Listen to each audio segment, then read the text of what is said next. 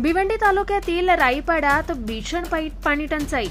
2 ते 3 किलोमीटर पर्यंत महिलांची पाण्यासाठी वणवण। तासनतास महिला रांगा लावून भरतायत थेंब थेंब पाणी। भिवंडी तालुक्यातील हाकेच्या अंतरावर असलेल्या जुनादुर्खी येथील राईपाड्यातील आदिवासी महिलांची पाण्यासाठी सुरू असलेली वणवण याच भयावह सत्य समोर आलंय। या पाड्यांसाठी असणाऱ्या दोन्ही विहिरींनी केव्हाच तळ गाठलाय। गेली अनेक वर्षांपासून येथील रहिवाशांना डोहातील पाणी काढून पिऊन आपलं जीवन व्यतीत करावं लागतंय। त्यातच या पाड्यातील लोकांसाठी पिण्याच्या पाण्याचं साधन असणाऱ्या डोहावर विहीर बांधण्याचं काम मागील 2 वर्षांपासून सुरू असल्यानं येथील महिलांना डोहाच्या पाजराला किंवा झिरप्याला पळसाची पानं किंवा प्लास्टिकच्या बाटल्या लावून थेंब थेंब पाणी गोळा करून पिण्यासाठी वापरावं लागतंय।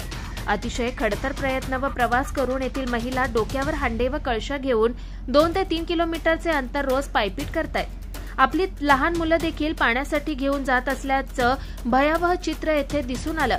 विहिरीचं काम सुरू असल्यानं सदर ठिकाणाहून डोक्यावर दुडी घेऊन जिकिरीचा प्रवास करत येथील वृद्ध व गरोदर महिला रोज करत आहेत।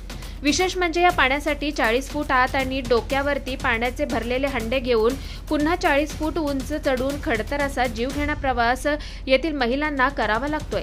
या ठिकाणी शासनाची हर घर जल हर घर नळ या जलजीवन यापैकी एकही योजना इथे पोहोचलेली नाहीये। या संदर्भात येथील लोकांनी वारंवार प्रशासनाकडे तक्रार करूनही संबंधित प्रशासन या बाबीकडे कानाडोळा करत असल्याचा आरोप महिला व नागरिक करतात। लवकरात लवकर प्रशासनाने आम्हाला पिण्याच्या पाण्याचे योग्य व्यवस्थापन करून द्यावे ही आमची विनंती असल्याच्या भावना येथील महिला व्यक्त करतात।